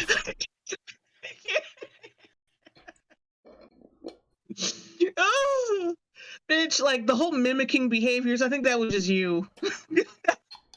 Because mom and wife thing, that's normal shit. You talking about talking to trees? Like you're just like this kid that's supposed to sit there and look pretty and wait for a prince and have children, like, and wait for true love, because that's the only thing that's going to give your life a meaning, give your life a wait for trees. She could wait for tree love. Oh, ugh. Now that just reminds me of the Evil Dead. Nah, that was the tree rape. Tree love would be the trunk. The entire trunk. If they can do it, if they can do it with bad dragons, they can do it with the trunk of a tree. They'll find a way. To it, that can be extremely damaging. And now that I'm in my 20s and moving closer and closer to my 30s, I mean, I'm only 26, but you know what I mean. Now that I'm in my later 20s. No, I don't know what you mean. Tell me what you mean. And I've been addressing so many of the like deep, intuitive, just truths that aren't actually truths or aren't actually intuition, but you think they are. Like, for instance, a perfect example of this, and I've talked about this a lot on my podcast already, but just the idea of facing my own body dysmorphia, of facing my own eating disorder tendencies. And okay, are you about to say that the Disney princesses gave you eating disorders? Oh, that'd be worse than the talking trees. Basically questioning where that was coming from, questioning why I had limited myself to believe that there was a specific body type I wanted to look like, and then recognizing that that exact body type is pretty much the body type that we were sold through Disney. Okay! we started with, let's talk about how Disney princesses possibly could have ruined us, and we now have arrived at Disney princesses gave me eating disorders. Oh, there's so much. Have you ever watched a video and there's just so many underlying, there's an elephant in the room the whole time, but this person makes it seem like, oh no, my problems like stem from this mundane thing that everyone partakes in and has no problem with consuming because they're normal fucking people. All the time, Jay. That's why I have the notepad. If I didn't write it down, I wouldn't remember what the fuck just happened.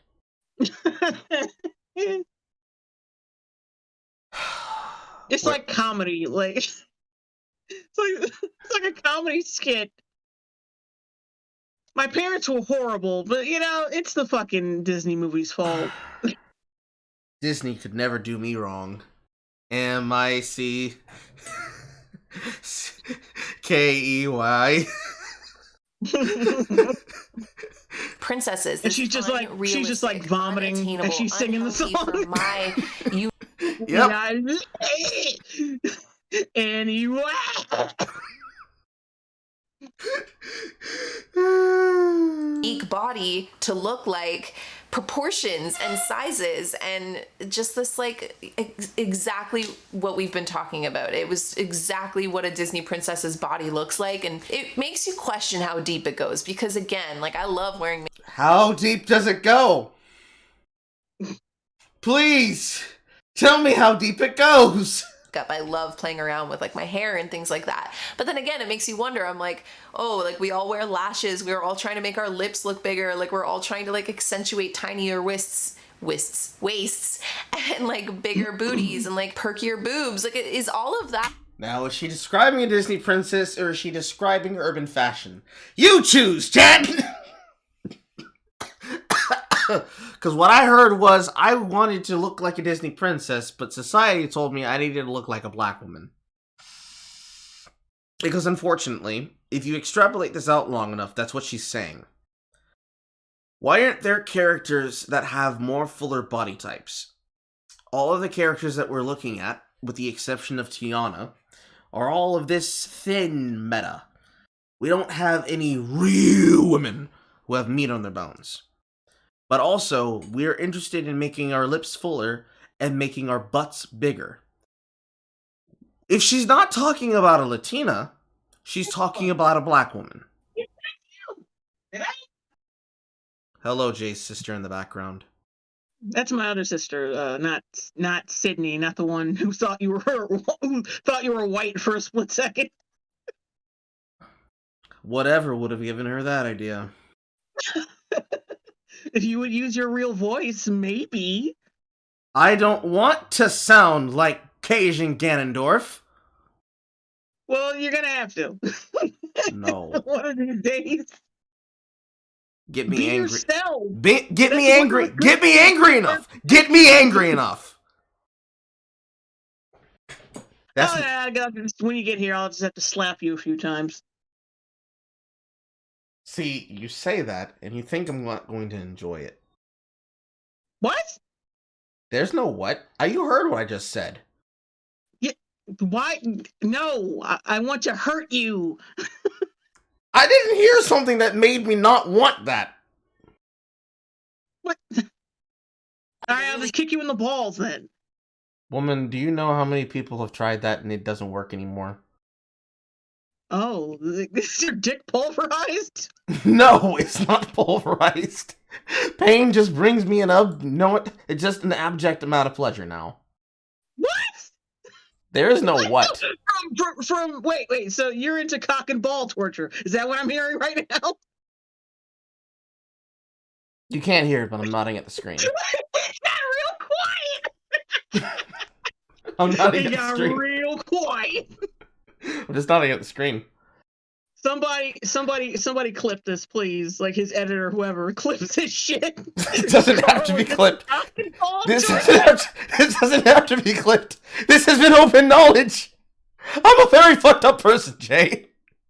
Oh, Jesus Christ. Not Jesus Christ. Pornhub.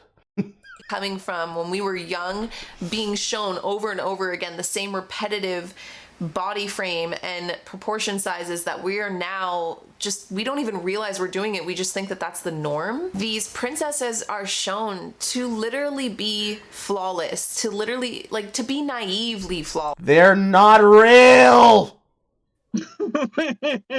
You know what I mean? Where they're like not even aware of how beautiful they are and not even aware of how graceful they're being. Like, that's just how they are. Like, they don't poop, they don't fart. Moon, stop encouraging her. They don't, like, when they're eating food, slurp. They're not human. They're basically angels. It's like she arrives at the point and she's still like, you know what? But actually.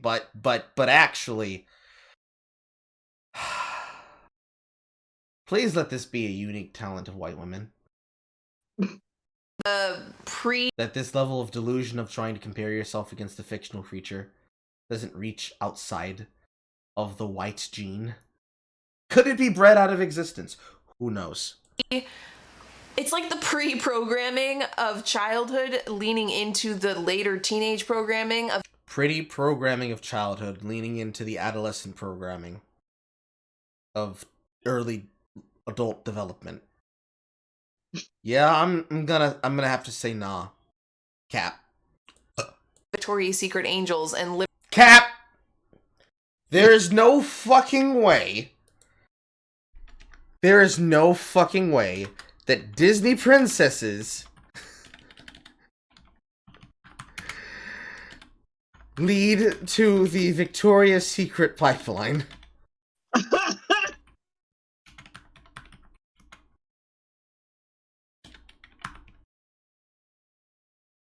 I started working the poll because of Cinderella movies.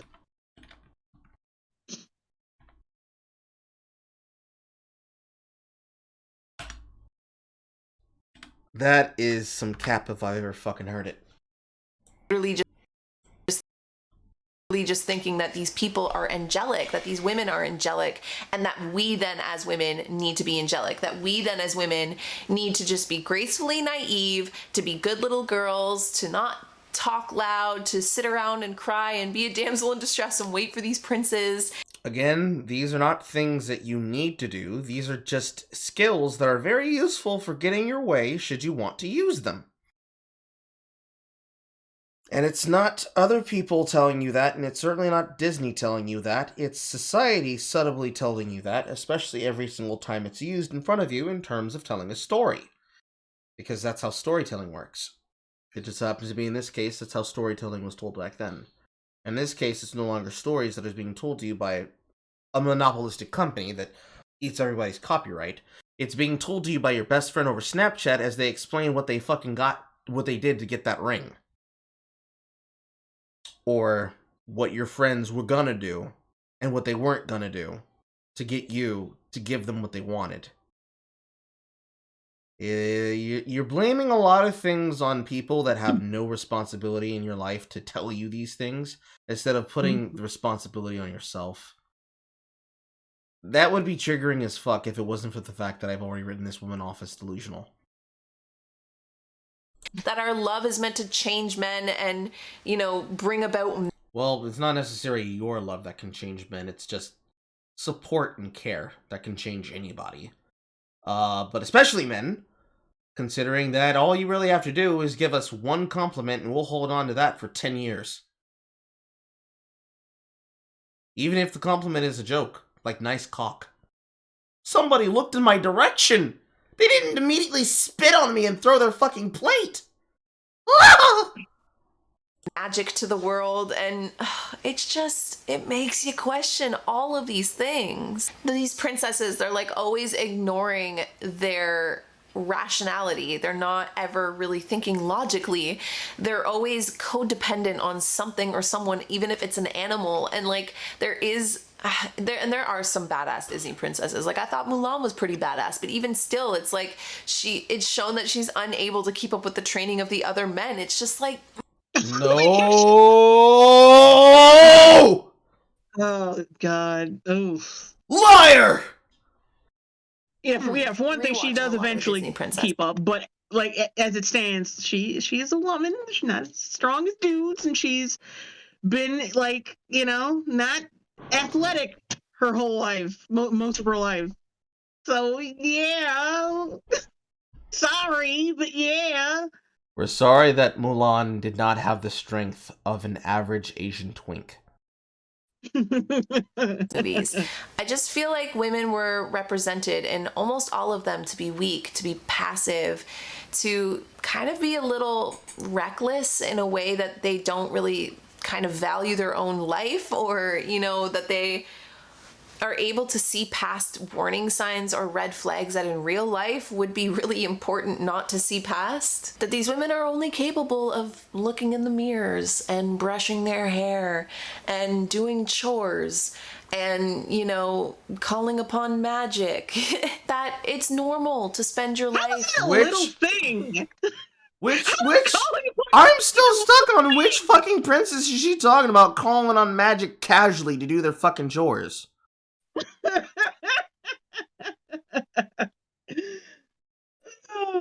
Who? Oh, name them, please.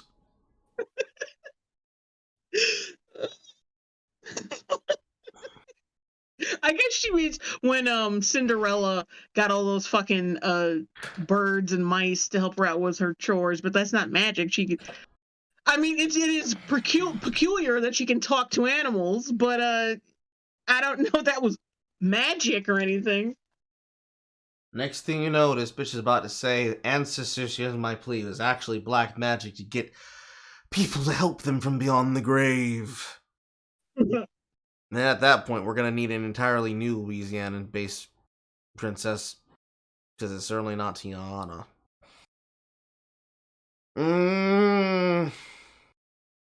Or to find your duty in taking care of men, or in finding your true love's first kiss, and then throwing your entire life away for a guy you just met as a teenager. Now, like I said, this wasn't me just trying to paint all Disney princess movies bad. They show what it's... But you did, though. Like to be kind. They show what it's like to be nurturing. They give you examples of, some of the Disney princesses that were smart, that were intelligent, that... I mean, it's problematic because I'm thinking of Belle in particular, who was very smart, but was also like isolatedly smart and kind of treated other people like she was smarter than them. And then... Because she did? Because she was a little bit arrogant? It's what we call a character trait. Almost like you. And you? No, not you. I mean her. Oh. But yeah, sometimes you. But And you. I'm being just joking. I'm not actually saying that you're. I'm also joking. Can't you see the look on my face? Can't you tell that I'm joking? I didn't look. I'm not looking at Twitch right now. What is that? smart and as intelligent as she was, fell in love with her captor. But I think that the vast majority of these Disney movies and these Disney princess movies basically created or instilled this princess mentality, go through things like puberty. Are you okay? You gonna breathe? We're not even on the second video yet, and you're dying. Look at this. Look, you leaning over like a fucking drunk. Like a drunk? Well, yeah. I'm not drunk. It's just I'm being bombarded with psychic damage. Start to like things, like boys, have crushes, and then suddenly start to move into our 20s, and we're starting to question why we do feel like we're giving. You are moving into your 20s, and now you're questioning things in life. Questioning things in life should be a constant thing throughout your entire life, actually. Where's her father? Where's your father, bitch? Away our voice, why we do find Where are the male figures? Where are your uncles? Where's your older brother? Do you have an older brother? Were you an only child? ourselves playing the damsel in distress, why we are thinking that the only thing that's missing from our lives is a man. And it's, again, I'm not trying to say that these are bad things, because again, I really don't think these are black and white topics. This is a gray area, because I also think that when you take gender roles out of the equation and you just look at each and every person as a human being, human beings do need that sense of love and connection. Okay, so let's pull on that thread, shall we? People need love and connection.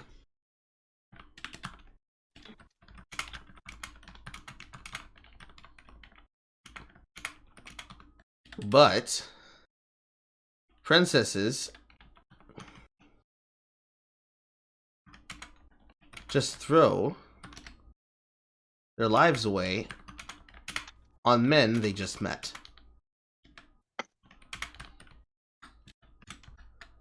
So, the context there is that in these stories, we're talking about a time period that's not modern day. And in the most modern day sense, that character didn't throw her life away.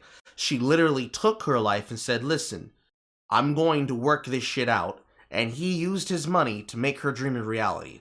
So it unified shit.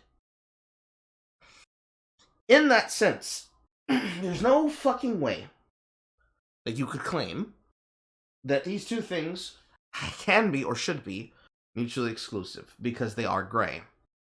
However, the entire time, you've been calling the men puppets and pawns of fulfilling a woman's deepest, truest desires, which is to be waited on hand and foot.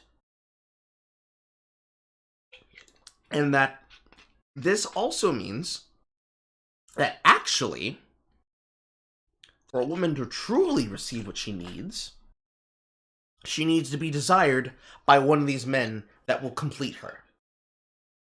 So which is it? Do women need loving connection early on in their formative years so that they can be able to have proper normal attraction in their adult lives? Or should they just remain kissless virgins until the age of 24? And if not kissless, dickless. Which one is it? It can't be both. It doesn't have to be either, actually. But the way that she's categorized this, if a woman chooses to have a relationship with a man, and she makes decisions that help benefit herself and that man, she is a simp who doesn't have any agency and is throwing her decisions away because she's been told this is what she's good for. Her words, not mine.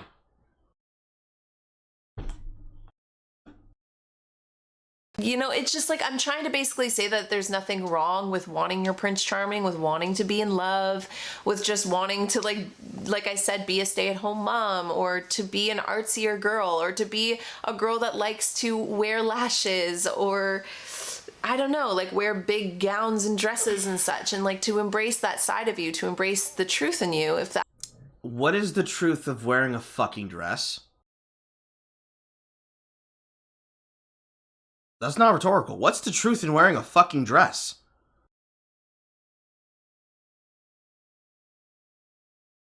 I'm so lost. That's who you are. But I guess it's just more so saying that it's that bordering line of where we start to fall into that princess mentality of believing we need to be saved, of thinking that a lot of these truths that might not be, when you think about them in your brain, you're not thinking like, I need a Prince Charming. You might just be thinking, I need Brad, because I love Brad, even though Brad treats me like shit. And like, no, you don't need Brad. Or you know, that you have to, like, when you're having a bad day or a stressful day, or you're being challenged by something, that like you need to call on Chad to come and help you, to come and fix your bookshelf that broke, or help you put your furniture together. Like, you don't need Chad. You can put your furniture together, or you can call up your girlfriends, pour a bottle of wine, and put your furniture together all together. And that's the other thing, that we don't need drunk friends. That with we a bunch of idiots. I mean, just as dumb as you. That's kind of how most people tend to do that shit. They get drunk and then they call over their friends and get drunk as they try to put together the IKEA furniture. However, I find it telling, number one, that her inventive idea of coming up with white names was basically Brad, Chad, and Tad. And Thad. And two,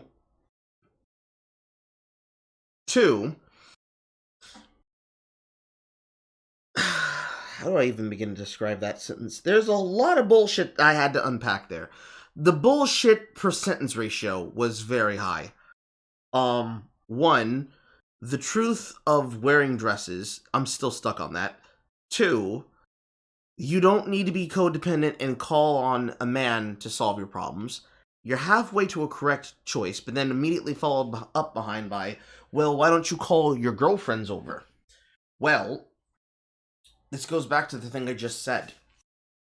If the problem is codependency and, well, I don't know how to do anything by myself, yes, it would be smart for a person to start trying to do that on their own. However, if you're in a relationship with a person, and that is the person who is able to cheer you up no matter what is wrong with them, the thing that's going to be helpful, if you're having such a shit day that everything feels bad, you had a bad day, you sang one down, you sing a sad song just to turn it around, more than likely you're going to run home to your dude or your girl, and you're basically going to lean on them for support. And they're going to be nice and ask you, how was your day? And then they're going to pat themselves in for something that they know they don't necessarily actually have to ask, how was your day? But they know that you need to vent about whatever bullshit is happening to you so that you can feel better. These are the things that people do in relationships, even if it's something that someone, if they were to be told, what, you didn't actually wanted to hear it, would consider toxic. It's just the fucking problems of a normal relationship, especially in modern dating. However, modern dating by her standard would have been modern dating as of like 4 years ago. Because unfortunately, that's not how people date now. It's not even how people have relationships now. So, that's the fault of whoever told you this, which is Disney, and the fault of whoever didn't correct it, which is still your parents. But in this case, this would be less fatherless behavior than motherless behavior. Because it would be the mother that would teach you the concepts of boundaries with men and women, especially other men. So, what the fuck? With a side of, goddamn, you are fucked in the head, woman. We can just sit around and in our bedrooms and wait for our Prince Charmings. That girl power isn't a thing. Not to mention, here we go. I was supposed to just be wrapping this up right now, but now I'm going on a tangent. Why aren't anyone, not even just the Disney princesses, why are none of them bisexual? Why are...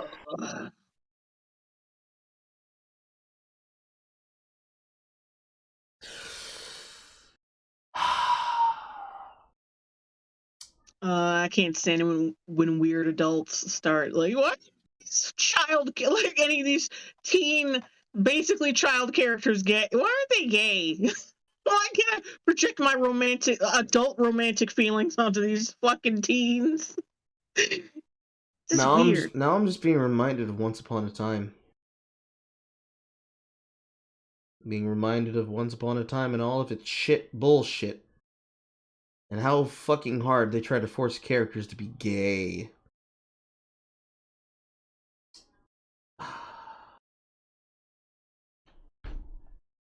None of them in same-sex relationships. Where's the Disney princess that falls for a girl? Or I just feel like when you think back to the imaging and the reality of each and every one of these storylines, and you're able to, now that we're older, cognitively question them, look back on them, you can still enjoy a good Disney movie, but I feel like it brings a lot of things to the surface, a lot of truths that you might start to realize within yourself, a Like your homosexuality?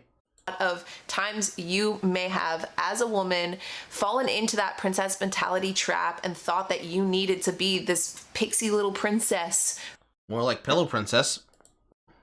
the rest of your life.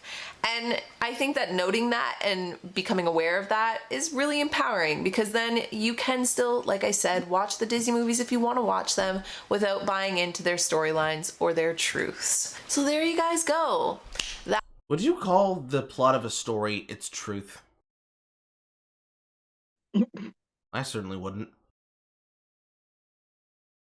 I think it's elevating stories to a higher place than what they deserve. Especially fictional stories created by a consumerist conglomerate. But that's fortunately the end of that video. And we're gonna roll right into the next!